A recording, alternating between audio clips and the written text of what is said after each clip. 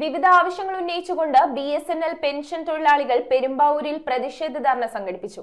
6ഓളം വരുന്ന പെൻഷൻ സംഘടനകളുടെ കൂട്ടായ്മയുടെ നേതൃത്വത്തിൽ നടന്ന പ്രതിഷേധം CPIM ജില്ലാ കമ്മിറ്റി അംഗം അഡ്വക്കേറ്റ് NC മോഹനൻ ഉദ്ഘാടനം ചെയ്തു. ജനുവരി 1 മുതൽ നൽകുവാനുള്ള ക്ഷാമാശ്വാസം ഉടൻ വിതരണം ചെയ്യുക, പെൻഷൻകാരുടെ അവകാശങ്ങൾ സംരക്ഷിക്കുക തുടങ്ങി വിവിധ ആവശ്യങ്ങൾ ഉന്നയിച്ചുകൊണ്ടാണ് BSNL പെൻഷൻ സംഘടനകൾ ഒന്നിച്ചു ചേർന്ന് പ്രതിഷേധം സംഘടിപ്പിച്ചത്. പെരുമ്പാവൂർ BSNL ഓഫീസിന് മുന്നിൽ 6ഓളം പെൻഷൻ സംഘടനകളുടെ നേതൃത്വത്തിലായിരുന്നു പ്രതിഷേധ പരിപാടികൾ. CPIM എറണാകുളം ജില്ലാ കമ്മിറ്റി അംഗം അഡ്വക്കേറ്റ് NC മോഹനൻ പ്രതിഷേധ ധർണ ഉദ്ഘാടനം ചെയ്തു.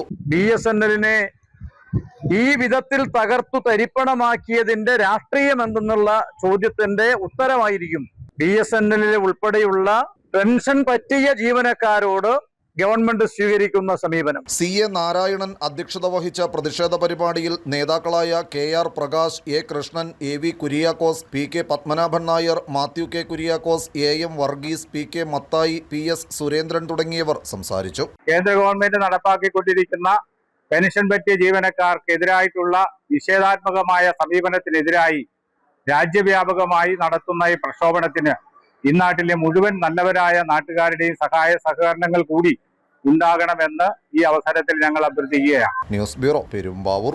നമ്മുടെ കുഞ്ഞോമനകളുടെ നല്ല ഭാവിക്ക് നല്ല തുടക്കം അനിവാര്യമാണ്. അതിനായി ഞാൻ നിർദ്ദേശിക്കുന്നു സാൻഫോർഡ്. പഠനം ഇവിടെ ആരംഭിക്കുന്നു.